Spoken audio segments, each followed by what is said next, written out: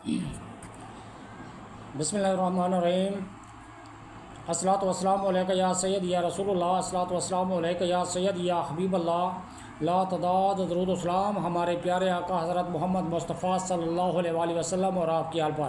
ویور میں مشتاق احمد، آپ دیکھ رہے ہیں یوٹیوب چینل۔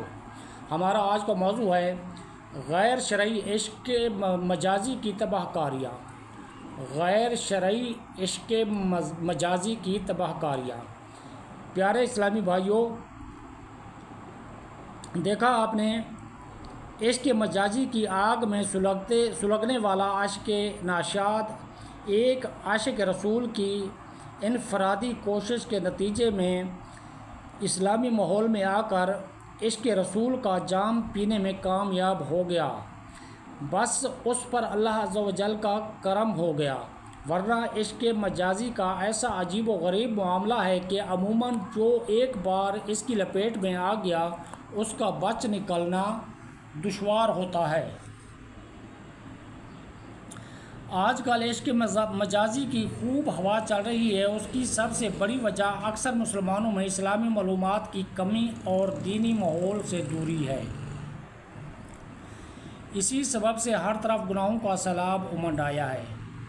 ٹی وی، وی سی آر، انٹرنیٹ وغیرہ عشقیہ فلموں اور فسقیہ ڈراموں کو دیکھ کر یا عشق بازیوں کی مبالغہ آمیز اخباری خبروں نیز ناولوں، بازاری ماہناموں، ڈائجسٹوں میں فرضی عشقیہ افسانوں کو پڑھ کر کالجوں اور یونیورسٹیوں کی مخلوط تعلیم جہاں لڑکا لڑکی ساتھ ہوں ایسی کلاسوں میں بیٹھ کر یا نامحرم رشتہ داروں کے ساتھ خلط ملط ہو کر آپس میں بے تکلفی کی دلدل کے اندر اتر کر اکثر نوجوانوں کو کسی نہ کسی سے عشق ہو جاتا ہے۔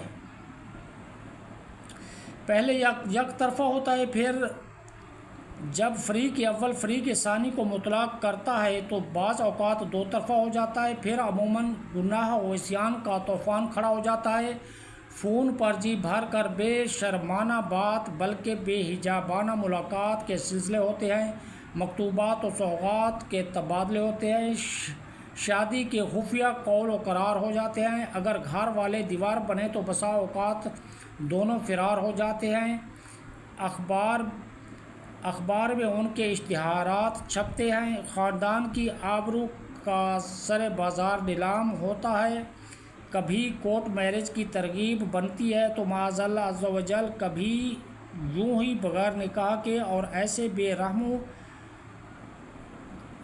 بے رحموں کے ناجائز بچوں کی لاشیں کچرا کنڈیوں میں ملتی ہیں۔ نیز ایسا بھی ہوتا رہتا ہے کہ بھاگتے نہیں بنتی تو خودکشی کی راہ لے لی جاتی ہے، جس کی خبریں آئے دن اخبارات میں چھپتی رہتی ہیں۔ ویور، آپ تک کے لیے اتنا ہی۔ اپنا خیال رکھیے۔ اللہ حافظ۔